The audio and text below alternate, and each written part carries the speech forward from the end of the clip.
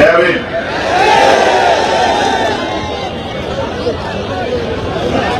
यहाँ उपस्थित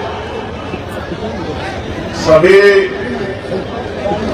भाइयों बहनों, माताओं, नौजवानों, बुजुर्गों, मीडिया के साथियों, प्रशासन के साथियों, पुलिस के साथियों, आजाद समाज पार्टी भीम आर्मी के सभी सम्मानित नेतागणों, मीडिया के साथियों, आपको संविधान दिवस की हार्दिक बधाई। आज आगरा की इस पावन धरती पर अपनी बात को शुरू करने से पहले समय समय पे भारत की धरती पर जन्मे सभी संतों, गुरुओं, महापुरुषों को नमन करता। ज्यादा नमन करता हूं आज उन महापुरुषों को जिनकी वजह से इस देश में लोकतंत्र है, जिन्होंने देश को संविधान दिया, जिनके कारण आज मेरे जैसे प्राइमरी स्कूल के हेडमास्टर का बेटा आगरा की इस पावन धरती में अपनी बात को रख रहा है।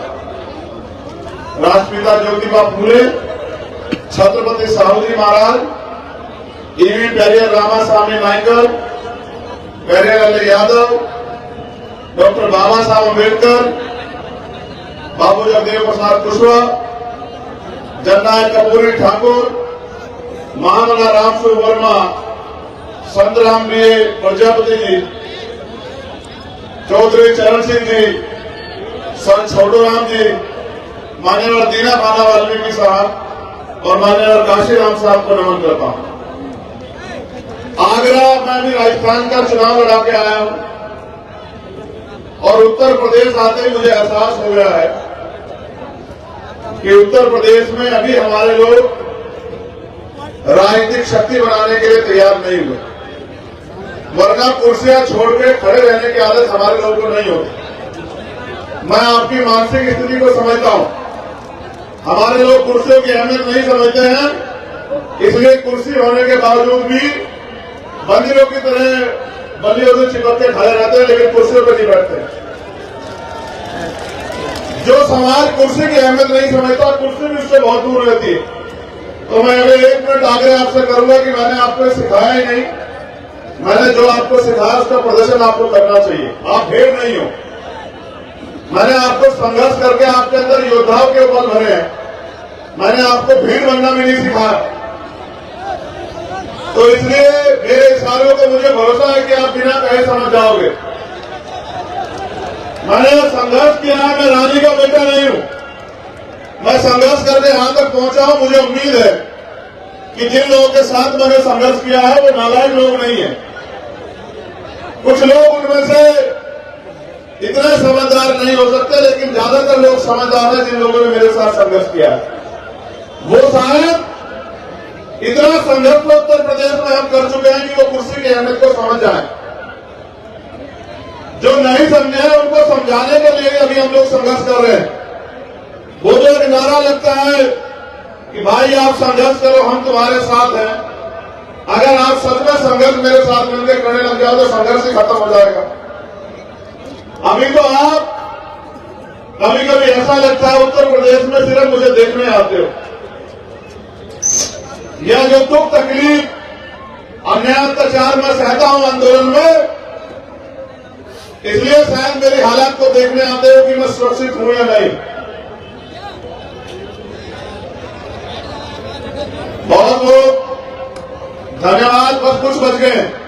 ये भीड़ है, ये संगठन के लोग नहीं है, ये तो सबकी जगह आती है। ये हमारे संगठन के लोग नहीं है, ये तो भीड़ है। ये तो जहां डुमडुगी बजती है वहीं जाते हैं देखने के लिए, शक्ल दिखाने के लिए। इनकी गलती नहीं। जो हमारे जिम्मेदार लोग थे वो तो अपनी जगहों पर चले गए। साथियों, इस मंच पर उपस्थित आजाद समाज पार्टी के सभी सम्मानित नेतागण,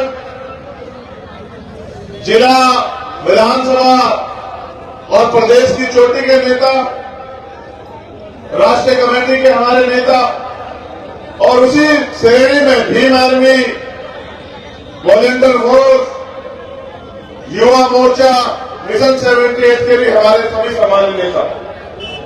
मेरे साथ चल के आए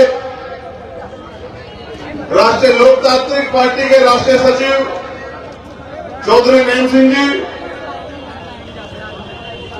रामपाल जी,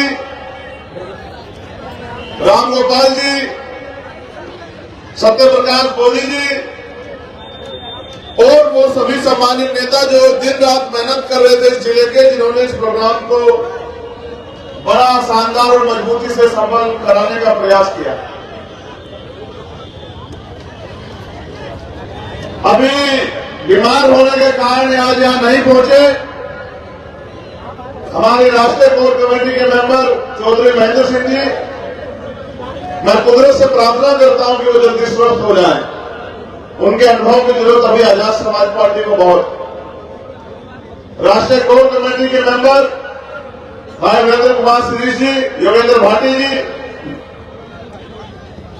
यहां के जिलाध्यक्ष, नगर अध्यक्ष और उत्तर प्रदेश में पहले जिला पंचायत चुनाव में जिन्होंने रिजल्ट देकर साबित किया, फिर नगर पंचायत, नगर पालिका चुनाव में सभी जिलों में आजाद समाज पार्टी के पार्षद, सभासद, चेयरमैन जिला जिताकर दिन रात तटबंध धन जुटाकर उनका और उनके साथियों के सहयोग से मैं तो उत्तर प्रदेश में आजकल बहुत कम समय देता हूं, लेकिन लगातार उत्तर प्रदेश में आजाद समाज पार्टी को मजबूत कर रहे प्रदेश के यशस्वी अध्यक्ष भाई सुनील कुमार चित्तौड़ जी, जिनके नेतृत्व में लगातार आजाद समाज पार्टी उत्तर प्रदेश में संग्रामात्मक ताकत हासिल कर रही।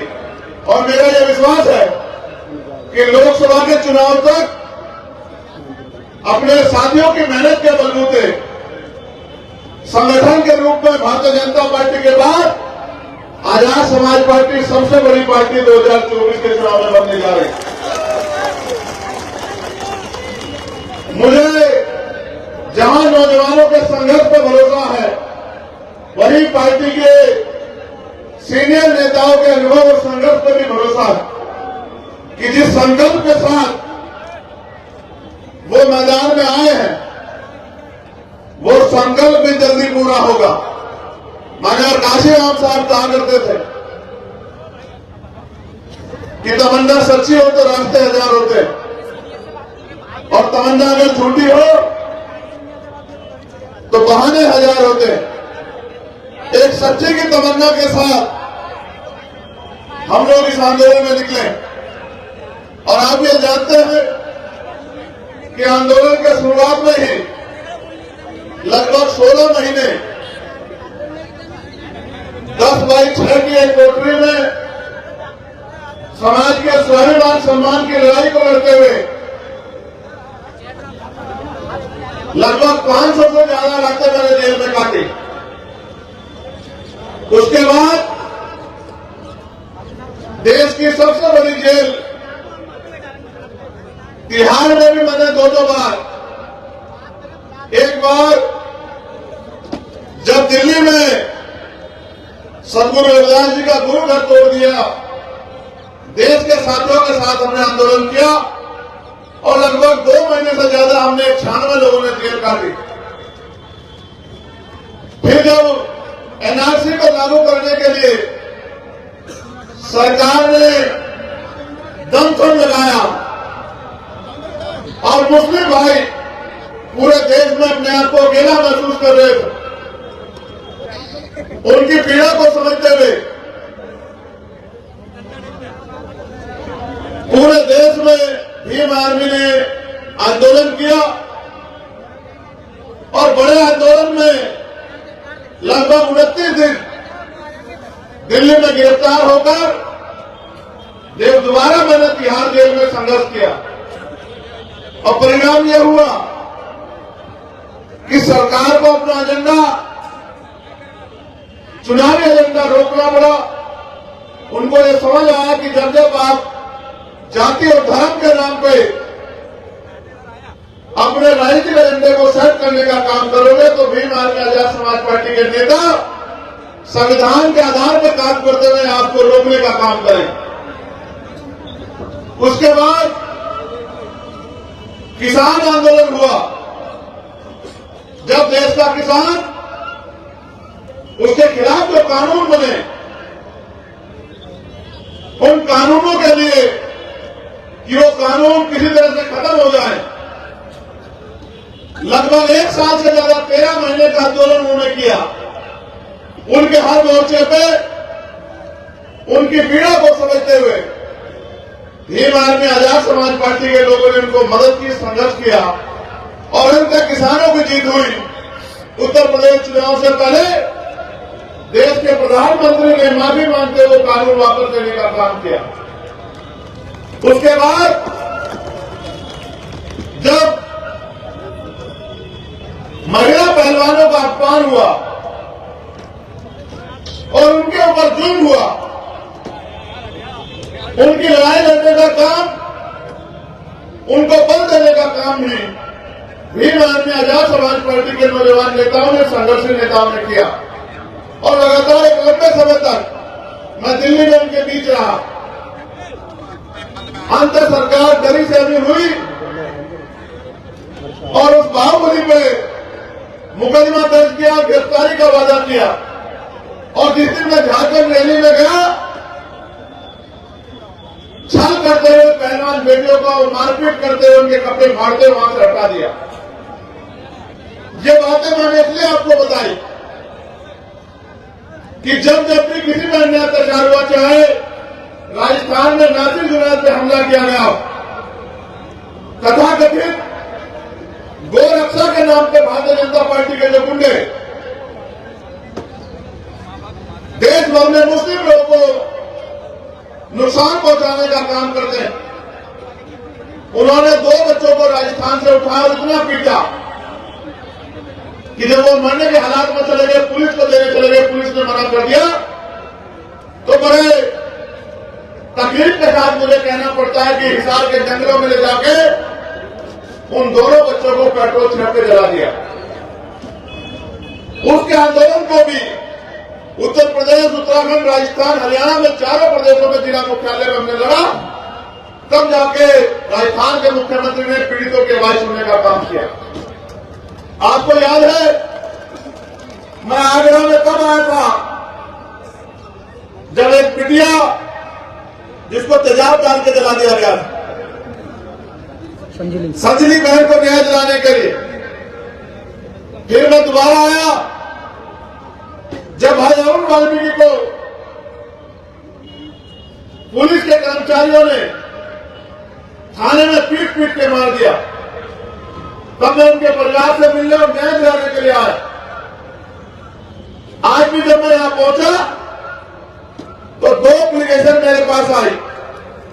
एक अरुण वाल्मीकि जी के परिवार की है, जिनका परिवार मुझसे मिलने आया, और वो बच्ची भी मैंने देखी 2 साल पहले जब वो बहुत छोटी थी, 1 महीने की भी नहीं थी, जब सत्ता के संरक्षण में जो गुंडे, सब लोग तो बुरे नहीं है वर्दी पहनने वाले, लेकिन कुछ लोग हैं जो वर्दी का दुरुपयोग करते हैं, जिन्होंने भाई अरुण वाल्मीकि को पीटा, उनके परिवार को पीटा। अभी उन्होंने मुझसे बताया कि जो सरकारी नौकरी, सरकारी आवास का वादा किया था, एक झूठे कागज पर हमसे साइन कराए थे, वो नौकरी का वादा और आवास का वादा सरकार ने पूरा नहीं किया। हालात तो ये है कि उनके परिवार की लाइफ तक काट दी गई। और मुझे तकलीफ के साथ कहना पड़ रहा, एप्लीकेशन में लिखा है उस परिवार ने, क्योंकि उनके परिवार का कमाने वाला व्यक्ति चला गया तो परिवार का पालन पोषण, घर घर बर्तन मांज के मेरी बहन को करना पड़ रहा है। ये बहुत तकलीफ दे। इसके पास ही मैं लौटा जब हाथरस में हमारी बहन को मनीषा वाल्मीकि के साथ अन्याय हुआ, जब उसकी लाश को, मेरी पुलिस से कोई लड़ाई नहीं है, अगर पुलिस के लोग ईमानदारी से अपना काम करें, संविधान के दायरे में अपना काम करें, तो मैं उनका बहुत सम्मान करता हूं। लेकिन जब उन्होंने उत्तर प्रदेश की सरकार के इशारे पे बहन मनीषा को उनके परिवार के इजाजत के बिना पेट्रोल डाल के कचरे की तरह जला दिया, तो मेरा गुस्सा बढ़ जाता। और मुझे ही नहीं, देश के हर एक उस व्यक्ति को गुस्सा आना चाहिए जिनके घर में बच्ची है, जिनके घर में बहन। क्योंकि अगर किसी भी बहन का अपमान होगा और उसके अपमान में हम लोग चुप रहेंगे तो ये आगे आने वाले हत्याकांड को घटना को दावत है। अगर आप एक घटना पर चुप रहोगे तो कल दूसरी घटना को अंजाम दिया जाएगा, तीसरी घटना को अंजाम दिया जाएगा। सम्मानित मेरे साथियों, ये सारे संघर्ष की बातें मैंने आपको इसलिए बताई कि संघर्ष तो मैं अपनी हिम्मत से बढ़ के कर रहा हूं। खूब झूठे मुकदमे, जेलें मैंने काटी, सीरिया ईडी इनकम टैक्स मेरा कुछ बिगाड़ नहीं सकती है, क्योंकि ना मैं किसी धन्नासेठ परिवार में जन्मा हूं और ना ही मैंने एक सिंगल पैसे का भी कोई अपराध किया है, कोई भ्रष्टाचार किया। जब हाथरस का इश्यू हुआ तो मुख्यमंत्री ने बयान दिया, मीडिया के लोगों ने भी चलाया कि वहां 100 करोड़ रुपए की फंडिंग हुई है। मैंने चैलेंज किया उत्तर प्रदेश के मुख्यमंत्री को, ये लायक स्वाभिमान सम्मान किया मुख्यमंत्री जी, अगर एक पैसे की भी फंडिंग की आप साबित कर दो तो चंद्रशेखर आजाद राजनीति छोड़ के घर चला जाएगा, जो सजा आप दोगे उसको स्वीकार करेगा। लेकिन अपने पाप छिपाने के लिए जो झूठ आप बोल रहे हो, अगर आप में हिम्मत है तो अगर आप साबित न कर पाओ तो आप माफी मांगो समाज से कि आप उत्तर प्रदेश की बहन बेटियों को सुरक्षित नहीं रख सकते, लेकिन आप किसी ईमानदार व्यक्ति पर इल्जाम लगा सकते हो। कई संघर्ष राजस्थान में भी हमने लड़े, अब उन संघर्षों को छोड़ो और उत्तर प्रदेश के बारे में सोचो। उत्तर प्रदेश में बाबा साहब अम्बेडकर के संविधान की वजह से, अवसर की वजह से कभी आपके पास राजनीतिक ताकत थी, और जब मैं इस बात को पूरी करूंगा उस बात से पहले मैं ये भी आपको याद दिलाऊंगा कि राजतंत्र में राजा महाराजा के हाथ में अधिकार थे। राजा महाराजा जो तय कर देते थे वो कानून बन जाता था, उनके मुंह से निकली हर एक बात जनता के लिए सर्वमान्य होती थी। लेकिन फिर डॉक्टर बाबा साहब अम्बेडकर सब छोटू राम के संघर्ष से इस देश में लोकतंत्र आया, और जब वोट का अधिकार डॉक्टर बाबा साहब अम्बेडकर इस देश के हर व्यक्ति को दिलाना चाहते थे, उनको रोकने के लिए तमाम तरह की बातें आई। उस समय के ताकतवर लोग ये कहते थे कि वोट का अधिकार उनको मिलना चाहिए जो बड़े बड़े जमींदार, वोट का अधिकार उनको मिलना चाहिए जो लगान देते, वोट का अधिकार उनको मिलना चाहिए जो बिजनेसमैन, जिनके बड़े बड़े व्यापार है, वोट का अधिकार उनको मिलना चाहिए जो बहुत पढ़े लिखे। डॉक्टर बाबा साहब अम्बेडकर ने कहा कि अगर चंद लोग फैसला करेंगे कि सरकार किसकी बनेगी, कैसे बनेगी, तो लोकतंत्र के क्या मायने। जब हर बालिग व्यक्ति फैसला करे, चुने, तब जाके लोकतंत्र असल मायने में आएगा। और वो चाहते थे, जब उन्होंने वोट का अधिकार दिलाया तो उन्होंने कहा कि आज मैंने रानी का पेट चीर दिया, आज के बाद राजा बैलेट वोट से तैयार होगा, आपकी वोट से तैयार होगा। उन्होंने संविधान सभा में चेतावनी देते कहा कि आज हम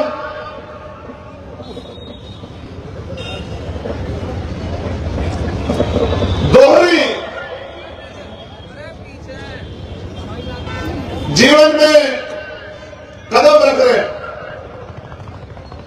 जहां राजनीति में वन वोट, उसकी वन वैल्यू, राजनीति में तो हम लोग बराबर हो जाएंगे, लेकिन जब तक देश में सामाजिक गैर बराबरी और आर्थिक गैर बराबरी होगी, यानी कि राजनीतिक लोकतंत्र सामाजिक लोकतंत्र नहीं बनेगा, तब तक राजनीतिक स्वतंत्रता में समानता की बात करना लगभग मजाक बन जाएगा। इसलिए मैं सबको ये कहता कि हमें सामाजिक गैरबराबरी और आर्थिक गैरबराबरी दूर करने का प्रयास करना चाहिए। सम्मानित मेरे साथियों, बाबा साहब की बात इसको कहने का मतलब ये था कि राजनीति में हम लोग कामयाब हो जाएंगे, लेकिन राजनीति में गैरबराबरी तब दूर होगी जब सामाजिक गैरबराबरी दूर हो जाएगी और आर्थिक गैरबराबरी दूर हो जाएगी। आज भी हम उसको देख रहे हैं। आज भी जबकि भारतीय संविधान छुआछूत भेदभाव को नकारता है, लेकिन फिर भी देश भर में जाति के नाम पर अन्याय अत्याचार होते हैं, भेदभाव होता है, ऊंच नीच होता है। और आर्थिक विषमता इतनी है कि लोग लाखों लाखों लोग भूखे पेट सोते हैं, उनके पास अच्छे कपड़े नहीं है, पीने को साफ पानी नहीं है, सुख सुविधाएं नहीं है, पक्के मकान नहीं है। और लाखों लोग ऐसे हैं जिनके घर पलने वाला कुत्ता भी वो एसी में सोता है, बड़ी गाड़ी में घूमता है, जो नाश्ते में दूध खा पीता है और खाने में उसको फल फ्रूट और ड्राई फ्रूट मिलते हैं, लेकिन हजारों लोग भूखे पेट सो जाते हैं क्योंकि उनके घर में खाने को राशन नहीं। ये विषमता दूर हो, इसलिए बाबा साहब का प्रयास ये था कि जिन लोगों को राजतंत्र में अधिकार नहीं थे, अगर वोट की शक्ति उनके पास चली जाए और वो अपनी वोट का सही प्रयोग कर लें समझदारी से, तो उनका भी राज आ सकता। उत्तर प्रदेश में माननीय काशीराम साहब के नेतृत्व में आपने प्रयास किया और एक समय ऐसा था कि आपकी राजनीतिक हैसियत थी, लेकिन आज आप महसूस करो, जो लोग हम पे सवाल खड़ा करते हैं, हमारे संघर्ष पर सवाल खड़ा करते हैं, आज आप महसूस करो कि 2012 में हम लोग नहीं थे, 2014 में जब सुनने में हम लोग नहीं थे, 2017 में जब वो 18 सीटें हम लोग नहीं थे, 2019 में जब मिले मिले गठबंधन में वो 10 सीटों गए तब हम लोग नहीं। हमने तो इस काम को तब शुरू किया 2020 में जब हमने देख लिया कि इनको कुछ करना ही नहीं है, ये इनको सिर्फ चुनाव लड़ना है। इसके बाद 5 साल जो जुर्म जाति अन्याय अत्याचारी वर्गों पर होते हैं उनकी आवाज उठाने का इनका कोई मतलब नहीं है। और जो भाजपा की सरकार आरक्षण के खिलाफ साजिश कर रही है, लोकतंत्र के खिलाफ साजिश कर रही है, संविधान की हत्या करने का काम कर रही है, सारी सरकारी नौकरी को खत्म कर रही है, ये उनके खिलाफ कोई आंदोलन नहीं कर रहे हैं। तब हम लोगों ने तय किया कि अब ज्यादा दिन तक रुक के फायदा नहीं है। अगर ज्यादा दिन हम रुके रहे तो एक समय ऐसा आ जाएगा कि लड़ाई खत्म हो जाएगी, ये देश फिर से राजतंत्र के हाथ चला जाएगा, जिसका प्रयास मोदी जी कर रहे हैं कि चंद पूंजीपतियों को मजबूत कर रहे हैं और बाकी व्यापारियों को, छोटे व्यापारियों को खत्म कर रहे हैं। जो सरकारी नौकरी हमें पैरों में खड़ा करती थी, उस सरकारी नौकरी को खत्म कर रहे हैं। ठेका, संविदा, इनके नाम पे आरक्षण की हत्या करके अपने लोगों को बिठा रहे हैं, लेटर एंट्री से अपने लोगों को बिठा रहे हैं। तब हमने इस काम को शुरू किया और आज आपके संघर्ष से देश भर में चर्चा है कि राजस्थान को 3 तारीख के जो परिणाम आ रहे हैं वो परिणाम ऐतिहासिक होंगे। आजाद समाज पार्टी के बिना, आरएलपी के बिना सरकार नहीं बनेगी राजस्थान में। अगर आज ऐसा माहौल हुआ है, इसके लिए उत्तर प्रदेश के लोग बधाई के पात्र हैं, क्योंकि मेरा जन्म उत्तर प्रदेश में हुआ और मुझे संघर्ष करना आप लोगों ने सिखाया, मुझे ताकत आप लोगों ने दी है। अगर आप लोगों ने संरक्षण न किया होता, मेरी साथ न दिया होता, तो शायद आज राजस्थान में यह विश्वास और प्यार मजबूत नहीं होता। राजस्थान के लोगों ने तो मन बना लिया, उन्होंने सारे नेता देख लिया, उनको समझ आया कि आजाद समाज पार्टी को ताकत देगी। लेकिन उत्तर प्रदेश में अभी भी हमारे लोग इस काम को जिम्मेदारी से नहीं कर रहे। मैं पूछना चाहता हूं कि भाई अरुण को न्याय क्यों नहीं मिल रहा है?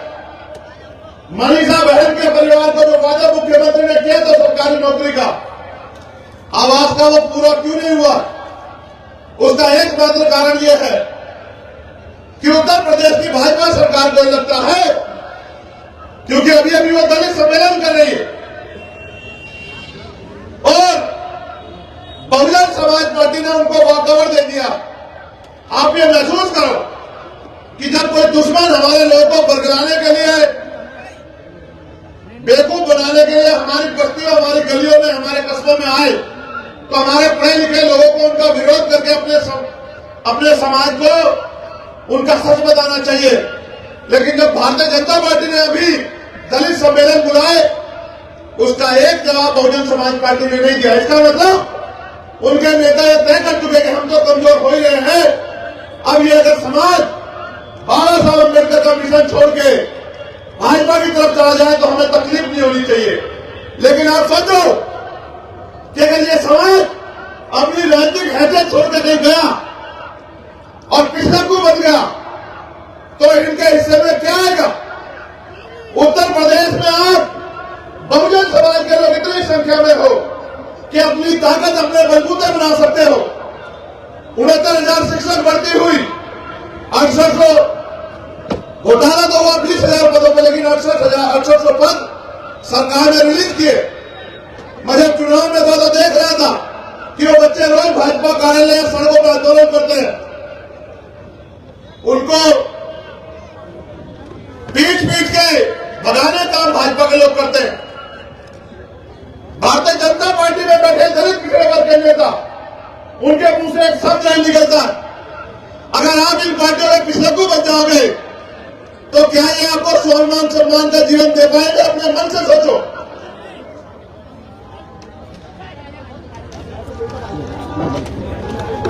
वो भी चाहते हैं कि आप उनके दलों में आ जाओ। उसका सवाल है, आपके पास वोट है, वो आपसे प्यार नहीं करते। आपके पास बाबा साहब अम्बेडकर की चर्चा बच्चों कुर्बानी से मिला वोट, वो इस बात को जानते हैं कि इनके पास वोट है, इनकी जरूरत है। लेकिन महसूस करो, जो भारतीय जनता पार्टी, कांग्रेस या किसी भी पार्टी में नेता है, समाजवादी पार्टी में भी जो लोग नेता है, वो अपने नेताओं को बाईपास करके क्या आपकी आवाज उठा सकते हैं? जब वो आपकी आवाज नहीं उठा सकते तो वो आपके अधिकारों की रक्षा कर सकते हैं क्या? 2 अप्रैल 2018 में आगरा के लोगों ने जो संघर्ष किया था, ऐतिहासिक था, वो इतिहास में लिखा गया। उसका कोई जवाब नहीं, आपको सहना भी पड़ा। सहना तब पड़ता है जब आपका नेता हाथ पीछे खींच रहे। 2 अप्रैल 2018 में आपने संघर्ष किया, जब 12 बजे तक बड़ी भीड़ जुटी, तब तक तो सब लोगों ने कहा हम भी शामिल है। लेकिन जब विरोधियों ने हमारे लोगों में गोलियां चलाने का काम किया, लाठियां को पीटने का काम किया, तो जिन नेताओं का भरोसे आप लड़ रहे थे उन्होंने कहा हमारा इस आंदोलन से कोई मतलब नहीं। भाजपा को ताकत दे दी कि ये नौजवान जो अपनी जान की बाजी लगा के समाज की लड़ाई लड़ रहे को पीटो। और परिणाम ये हुआ कि हजारों लोग जेल गए और पुलिस ने जेल में पकड़े जाने के बाद इतनी लाठियों में पीटा मेरे भाइयों को, हजारों लोगों को राशुका लगी, तमाम तरह की मुसीबत का सामना करना पड़ा। आप सब लोग बताओ, क्या किसी पार्टी ने आपके हुए अन्याय के खिलाफ आंदोलन किया क्या? आप अपने स्वाभिमान सम्मान की लड़ाई लड़ने, उनकी रक्षा करने खुद आए। आज पूरे देश में पुलिस से पहले भीम आर्मी के नौजवान अन्याय होने पर जाते और पीड़ित परिवार को न्याय दिलाने की लड़ाई लड़ते बिना किसी स्वार्थ के। मैं आपसे वादा करता हूं कि आने वाले 1 साल के अंदर आपके 2 अप्रैल 2018 के मुकदमे वापिस कराकर दिखाऊंगा। आप मेरी बात को याद रखना, चाहे मुझे कुछ भी संघर्ष करना पड़े, चाहे मेरी जिंदगी जेल में क्यों न कट जाए, लेकिन मैं आपको मजबूर नहीं होने दूंगा सरकार का। आप चिंता मत करो। लेकिन आप भी सोचो मेरे साथियों, इस लोकतंत्र में जब तक आप अपनी राजनीतिक ताकत नहीं बनाओगे तो आपके साथ ये जुल्म जाति अन्याय अत्याचार होता है। आप इतनी बड़ी संख्या में यहां आए और यहां से आप कुछ सीख कर नहीं जाते और जाके उस काम को अमल में नहीं लाते, तो फिर ताकत कैसे बनेगी? ये लोकतंत्र है, संगठन में शक्ति है। अगर आप संगठन का काम बराबर नहीं करते, अपनी बूथ की कमेटियां, सेक्टर की कमेटियां, विधानसभा की कमेटी, जिले कमेटी और जो हमारे पार्टी के फ्रंटल संगठन है उनकी कमेटियां नहीं बनाते, जिम्मेदारी नहीं उठाते, तो आपकी ताकत कैसे बनेगी? आप ये सोचो, आपकी पार्टी का संगठन कोई दूसरी पार्टी के लोग बनाएंगे क्या? अब जिन नौजवानों पर मुझे भरोसा है कि वो स्वाभिमान सम्मान की लड़ाई लड़ेंगे, वो हाथ में कैमरा लेके वीडियोग्राफर बनना चाहे, फोटोग्राफर बनना चाहे, तो आंदोलन कैसे कामयाब होगा? मैं आ जाऊं तो आ जाओ, और फिर जो जमीनी काम जिले में करना वो ना करो। मैं आ जाऊं तो बड़ी संख्या में नारे लगाओ, और जाके अपने क्षेत्र में जिम्मेदारी न उठाओ तो ताकत कैसे बनेगी? मैं भी देखता रहता हूं कौन काम कर रहा है और कौन मुझे सिर्फ चेहरा दिखाने के लिए आता है। मैं ये भी जानता हूं, हमारे अकाली दल के प्रदेश अध्यक्ष जी भी यहां बैठे और हमारे भंते जी भी अब सीनियर लोग यहां बैठे। मैं ये भी जानता हूं कि आगरा के जो लोग हैं वो सक्षम लोग हैं, वो किसी कमजोर के साथ नहीं खड़े होते। 92 से पहले जब वो यहां चुनाव लड़ती थी उनको 1000-1200 वोट मिलते। जब 92 में अलायंस हुआ तो आपके अंदर हिम्मत जागी और आपने ताकत बनाने का काम किया। मैं आगरा के लोगों का स्वभाव जानता हूं, अलीगढ़ के लोगों का, हाथरस कासगंज के लोगों का। आज कमजोर के साथ नहीं खड़े होते, इसलिए हमने राजस्थान में जाकर ताकत बनाने का काम किया कि आप भी जागो, आप भी मेहनत करो, आप भी लापरवाह मत बनो।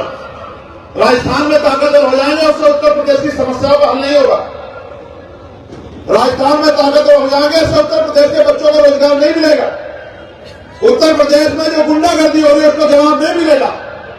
उत्तर प्रदेश में जो गरीबों की जमीन दबाई जा रही है, आरक्षण का प्रावधान खत्म किया जा रहा है, घोटाले हो रहे हैं, प्रमोशन में रिजर्वेशन नहीं है, उसका लाभ नहीं मिलेगा अगर राजस्थान में ताकतवर होंगे। अगर उत्तर प्रदेश में ताकतवर होंगे तब इसका लाभ आपको मिलेगा। किसी भी संगठन की ताकत होती है उसके कार्यकर्ता, नेता नहीं होते। नेता तो कार्यकर्ताओं की मेहनत से बनता है, लेकिन अगर भीड़ अपना काम ना करे, अपनी जिम्मेदारी ना अदा करे तो कामयाबी नहीं मिल सकती है। मैं मंच पर भी जो हमारे नेता उनसे भी कहूंगा, अगर सच में कुछ बना के दिखाना है, ताकत अर्जित करनी, तो मेहनत करो, शकल दिखाने का काम मत करो। मैं आता हूं तो मंच पे आ जाते हो सब लोग, और फिर दोबारा तभी आते हो जब मैं आता हूं। उसके अलावा जो बुनियादी काम है डाल के गली गांव में जाकर संगठन बनाने का, अपनी जिम्मेदारी अदा करने का, वो नहीं करते। और फिर चुनाव में भी सोचते हो कि आपकी ताकत बन जाएगी। कैसे बन जाएगी ताकत? ये बैनर लगाने से ताकत नहीं बनेगी। ये राजधानी है आगरा, क्या हालात है इसमें आपको सोचना चाहिए। जब तक आप जाके अपनी बात नहीं समझाओगे, जब तक आप जाके अपनी बात लोगों तक नहीं पहुंचाओगे, तब तक लोग आपके साथ नहीं खड़े होंगे। लोग तो सीधे बच्चे हैं, उनको जो कह दिया जाता है वो उसी को मानने लग जाते हैं। वो क्या जाने कि किस तरह जान हथेली करके भीमान में अलग समाज पार्टी लोग संघर्ष कर रहे। और आज आपको हालात पता है क्या है? 2024 के बाद हो सकता है ये देश के संविधान को बदल दिया जाए। ये देश का संविधान है तो आपके लिए कुर्सियां हैं, आपके लिए मंच है, आप पे वोट देने का अधिकार है। इस देश का संविधान आया तो आप पे नौकरी व्यापार करने का अवसर मिला आपको। इस देश का संविधान आया तो आपका सम्मान बढ़ा, आपको समानता का अधिकार मिला। आपको क्या लगता है उस संविधान की रक्षा कोई और करेगा क्या? उस संविधान को लागू कोई और कराएगा क्या? आज संविधान दिवस है, हमारे लोगों ने संविधान का कितने मोल समझा। अगर ये संविधान नहीं है तो आपकी हैसियत क्या आपने कभी महसूस किया? अगर ये संविधान नहीं है तो महिलाओं को क्या अधिकार है आपने कभी महसूस किया? एक एप्लीकेशन मेरे पास और है, एक बच्ची है, पुलिस के लोग यहां हैं,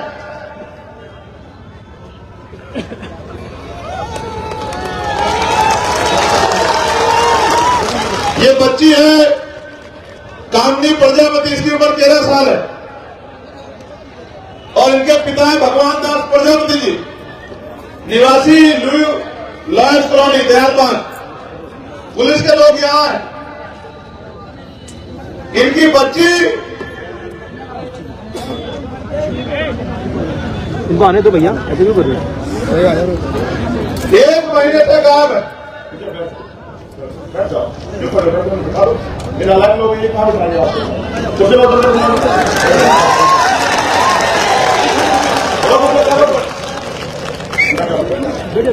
नहीं, आप रो मत,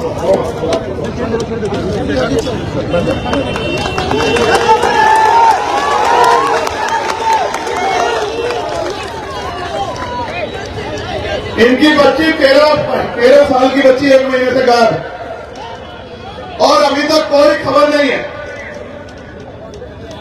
मुझे इस बात का दुख है, मगर मैं करूं क्या? आप लोग अपना काम जिम्मेदारी से नहीं करोगे, मजबूत नहीं करोगे अपनी पार्टी को, तो राजनीतिक ताकत मेरे हिस्से में नहीं आएगी तो पुलिस मेरी बात क्यों सुनेगी? जब तक उनके अंदर ये भय न पैदा हो कि कल चंद्रशेखर आजाद और आजाद समाज पार्टी ताकत और सत्ता में आ जाएगी और फिर अगर हमने उनके कहे गए सही काम नहीं किया तो ये हमारे ऊपर कार्रवाई करेंगे, मुकदमे दर्ज करा के जेल भेज देंगे, हमारी नौकरी लेना क्यों करेंगे मेरे हिसाब से काम? आज अगर गरीबों को उत्तर प्रदेश में न्याय नहीं मिल रहा है उसके जिम्मेदार आप लोग, क्योंकि आप अपनी राजनीतिक ताकत नहीं बना रहे, आप अपना काम नहीं कर रहे। अगर आप जिम्मेदारी से अपना काम कर लो और बहुजन समाज में भाईचारा पैदा करके अपनी ताकत बना लो और आपके हिस्से में भी राजनीतिक ताकत आ जाए तो कोई जनजाति अन्य प्रकार की बच्ची में नहीं हो सकता है। एनसीआरबी का डाटा करो कि क्या हाल है उत्तर प्रदेश में, अपराधी खुलेआम घूम रहे हैं तुम्हारी वजह से। मुझे सरकार से कोई वो नहीं है शिकवा, क्योंकि मैं जानता हूं सरकार तो यही करेगी, जिनकी सरकार है उनका काम करेगी, आपका काम नहीं करेगी। आपको उनमें कभी कभी भाई अपने नजर आते हैं, आपकी जाति धर्म के लोग जो उन पार्टियों में कभी कभी आप उनके साथ जाना चाहते हो, लेकिन जब आपका जुल्म होता है आपको एहसास होता है आपकी लड़ाई लड़ने वाला कोई नहीं। इन्होंने लिखा है भाई चंद्रशेखर जी, आप बहन बेटियों की रक्षा करने वाले और न्याय दिलवाने वाले भगवान हो।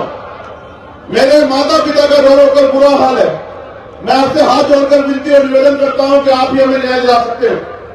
क्या करूं मैं, कैसे दिलाऊं न्याय? आप सोचो, जब तक आप अपना काम जिम्मेदारी से नहीं करो, जब तक आप ये जो टोपी आपने पहनी है टोपी पहनाना मुझे मत नहीं करोगे कि मेरे सामने मुंह दिखाई बात करो काम करो, तब तक नहीं बनेगा, जिम्मेदारी जब तक नहीं उठाओगे। अपनी गली बस्तियों में जाओ और ये पूछो कि जब बाबा साहब ने कहा था कि रानी का बेटा राजा नहीं बनेगा, राजा वो बनेगा जो हकदार होगा, तो चंद्रशेखर आजाद में क्या करिए?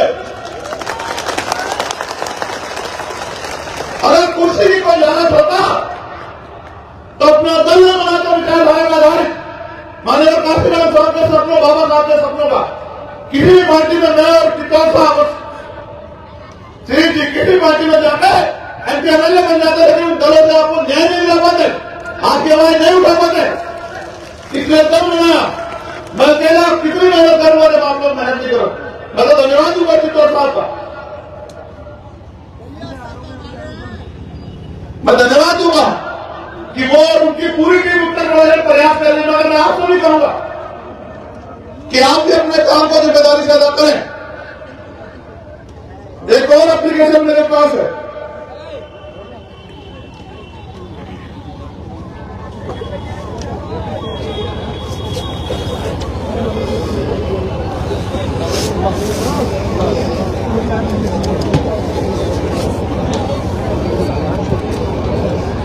इनके पति गायब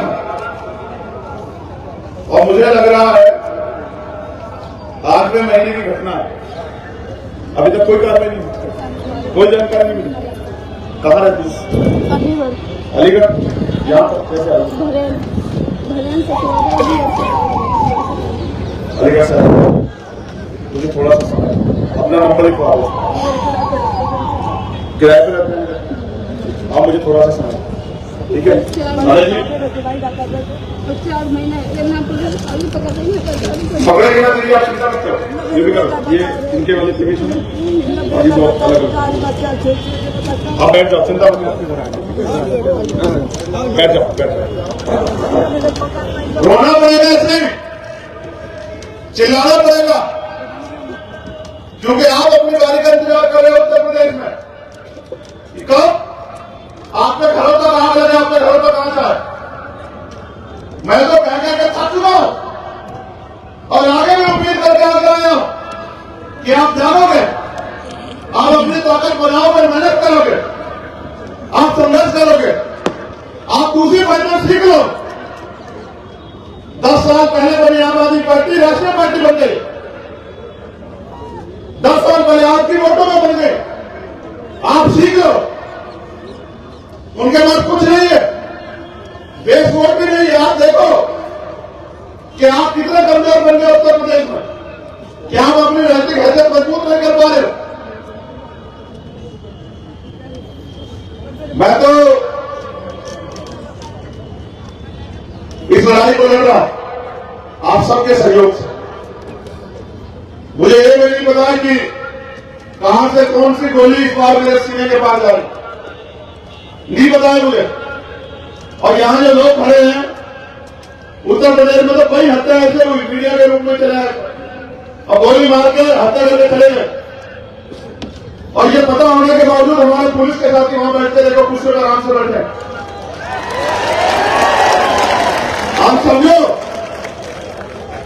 आप समझो उनके लिए आपकी जीवन की कोई अहमियत नहीं है।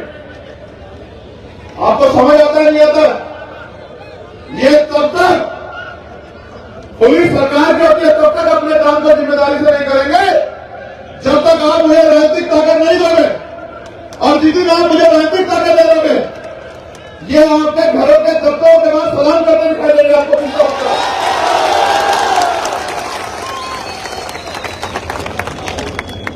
अगर यहां पर घटना घट जाए इनको कोई मतलब नहीं है। इनको यह नहीं पता कि जो तनख्वाह को मिले वो हमारे टैक्स की है, ये जितने लोग बैठे उनके टैक्स की है। आपको संविधान की ताकत को समझना चाहिए। मेरे लोगों को बैठ जाओ, उनकी तरफ ध्यान हटाओ, उनसे मेरी बात पर ध्यान लाओ। आपको संविधान की ताकत को समझना चाहिए। यह संविधान आपको शक्ति बनाने का अवसर देता 5 साल बाद। अभी आपके हाथ लोग विधानसभा के चुनाव दूर है, लेकिन आपको तैयारी अभी से करनी है लोकसभा और विधानसभा की। आपको अभी से मेहनत करनी है। अगर आप चाहते हो आपकी राजनीतिक हैसियत बने, अगर आप चाहते हो अपने पैरों पर खड़े हो, अगर आप चाहते हो कि सरकारी नौकरियां बचे, अगर आप चाहते हो कि बहन बेटियों का सम्मान सुरक्षित रहे, अगर आप चाहते हो कि गरीब की बेटी की तरफ कोई आम उठा के न देखे, अगर आप चाहते हो कि आपके आने वाली पीढ़ियों को इस देश में स्वाभिमान सम्मान का जीवन मिले, अगर आप चाहते हो कि नौजवानों को रोजगार मिले, अगर आप चाहते हो किसान को उसकी फसल का दाम मिले, अगर आप चाहते हो कि मजदूर को न्यूनतम वेतन मिले, अगर आप चाहते हो कि कलम की ताकत हो मेरे पास, जिसकी बदौलत मैं अपने क्षेत्रों में बड़े बड़े रोजगार के अवसर पैदा करके गरीब लोगों के पैरों में खड़ा कर सकूं, बहन बेटियों को सुरक्षा का माहौल दे सकूं, तो आपको उत्तर प्रदेश में इस काम को शुरू करना पड़ेगा और रोज करना पड़ेगा। हर दिन 2-4 घंटे मेहनत करनी पड़ेगी अपनी राजनीतिक पार्टी को ताकत देने के लिए। आपको लापरवाही बंद करनी पड़ेगी। आप दूसरे नेताओं की तरह जो धर्म की राजनीति कर रहे हैं, आप कुर्ते डाल के नहीं घूम सकते हो, आप बड़ी बड़ी सुंदर सुंदर जैकेट पहन के नहीं घूम सकते हो। अगर ये फिल्में घूमना चाहते हैं तो पहले तुम्हें हैसियत भी बनाओ, उनका दिखावा मत करो। वो तो धरना सेठ है, उनके बड़े बड़े करोड़पति साथी है, आपका क्या साथी। मैं भी चुनाव में होकर आया, वो तो अच्छा हुआ कि भाई हनुमान जी बेनीवाल ने इतने साधन उनके समाज में जुटाए थे, उनके संगठन ने, कि हमने हेलीकॉप्टर से वहां प्रचार कर लिया। आप सोचो, मैं सवाल छोड़ रहा हूं, उत्तर प्रदेश में जब चुनाव होगा, एक विधानसभा से दूसरी विधानसभा में जाने में समय लगेगा, प्रचार में 15 दिन का समय होगा। कैसे होगा प्रचार? ऐसा थोड़ा ही है। भाजपा के लोगों को तो बहुत पैसे हैं, कांग्रेस के लोगों को, समाजवादी वालों को भी बहुत पैसे हैं, वो तो चले जाएंगे, मैं कैसे जाऊंगा? आप कहोगे आओ प्रचार कर दो, रैली कर दो, कैसे आऊंगा? वो ऐसा थोड़ा है कि हमारी नई पार्टी है, हमें कहीं 15 दिन फालतू प्रचार कर लो, ऐसा थोड़ा होगा। हमें भी उतने कम दिनों में अपने लोगों को तैयार करना पड़ेगा। इसलिए आपसे कहता हूं, अपनी पार्टी को जैसे आपने एक पैसा अपनी मेहनत की कमाई से पे बैक टू सोसाइटी जो बाबा साहब कहते थे, एक एक पैसा जुटा के अपनी पार्टी को भी आर्थिक रूप से मजबूत करो कि आपकी पार्टी किसी के ऊपर निर्भर न रहे, आपकी पार्टी धर्मबल से भी मजबूत हो और आपकी पार्टी संख्या बल में भी मजबूत हो और आपकी पार्टी आगे भी बढ़े, क्योंकि आपकी पार्टी ही आगे उत्तर प्रदेश में समता समानता बंधुत्व भाईचारे का माहौल देगी। आपकी पार्टी ही बाबा साहब अम्बेडकर के सपनों को साकार करेगी। आपकी पार्टी ही माननीय काशीराम साहब के अधूरे सपनों को पूरा करेगी। आपकी पार्टी ही सरकार में आने के बाद आर्थिक रूप से कमजोर वर्ग के बच्चों को अच्छी शिक्षा देने का काम करेगी। जो आर्थिक रूप से गरीब है, बीमारी होने पर उनको अच्छा इलाज देने का काम करेगी और भारतीय संविधान की रक्षा करने का काम करेगी। अगर आज संविधान पे खतरा है, इसका मतलब जितने भी दल है भाजपा से वो अपने काम जिम्मेदारी से नहीं करें। जैसे 2 अप्रैल की जिम्मेदारी आपने अपने कंधों में उठाई थी, ऐसे अपने इस आंदोलन की जिम्मेदारी की आप अपने कंधों पे सिर्फ मुंह दिखाई काम करोगे तो वही मिलेगा जो मिलता है। और अगर मेहनत से काम करोगे, ईमानदार से काम करोगे, संघर्ष करोगे तो फिर आपके हाथ में ताकत आई। अब मैं आपसे पूछना चाहता हूं मेरे आगरा के बाद क्षेत्रवासियों, क्या आप चाहते हो आजाद समाजवादी ताकतवर बने? दोनों हाथ उठा के बताओ, कौन बनाएगा ताकतवर से? जब तक आप मेहनत नहीं करोगे ताकतवर कैसे बनेगी बताओ? क्या एक जाति एक धर्म से बन जाएगी? तो बहुजन समाज बनाओ। पाल, प्रजापति, कश्यप, जाट, गुर्जर, सैनी, निषाद, कुर्मी, यादव, मुसलमान, जैन, सिख, बौद्ध, ईसाई सब भाइयों को इकट्ठा करो। दलितों की जो सब जातियां, वाल्मीकि, पासी, धोबी, कोली, खटीक सबको इकट्ठा करो। जो बहुजन समाज है उन सबको इकट्ठा करके भाईचारा बनाओ, भाईचारा कमेटी बनाओ, सम्मान से करो और सदस्यता अभियान चलाओ। गली गली में, गांव गांव में सदस्यता अभियान चलाओ और ताकतवर बनो, लोगों को जोड़ो। और जब संख्या में तैयार हो जाए तो अपने 20 के व्यक्ति को जिता के विधानसभा भेजो, तब आपकी ताकत बढ़ेगी। इस बार आप आगरा को संकल्प ले लो कि उत्तर प्रदेश से भी आपको हर हाथ में अपने लोगों को लोकसभा विधानसभा भेजना ही भेजना है। उसके लिए आप जो संगठन करोगे उनको आज से लग जाना है, अपने बूथ सेक्टर तैयार करना है, विधानसभा कमेटी दूर करनी है और वंचित वर्ग की सभी जातियों को इकट्ठा करके उनको संगठन में जिम्मेदारी देके उनके समाज को भी जोड़ के सम्मान को ख्याल रखते, अधिकार का ख्याल रखते, उनको भी भाईचारा पैदा करके आगे बढ़ाना।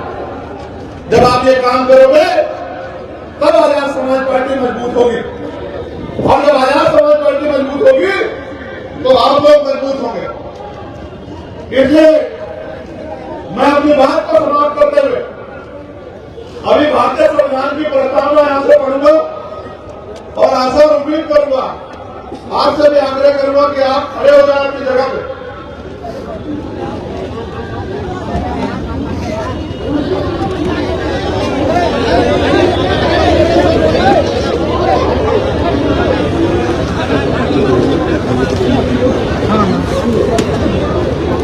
आपसे भी आग्रह करूंगा, सब अपनी जगह खड़े हो जाए।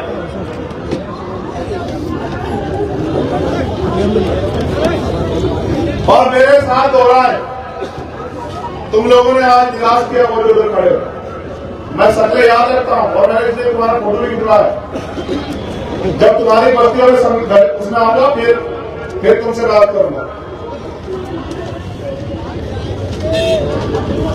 मेरे साथ हो रही है, हम भारत के लोग भारत को एक संपूर्ण प्रभुत्व संपन्न समाजवादी पंथ निरपेक्ष लोकतंत्रात्मक गणराज्य बनाने के लिए तथा उसके समस्त नागरिकों को सामाजिक आर्थिक और राजनीतिक न्याय विचार अभिव्यक्ति विश्वास धर्म और उपासना की स्वतंत्रता, धर्म और उपासना की स्वतंत्रता, प्रतिष्ठा और अवसर की समता प्राप्त करने के लिए तथा उन सब में व्यक्ति की गरिमा और राष्ट्रीय एकता और अखंडता सुनिश्चित करने वाली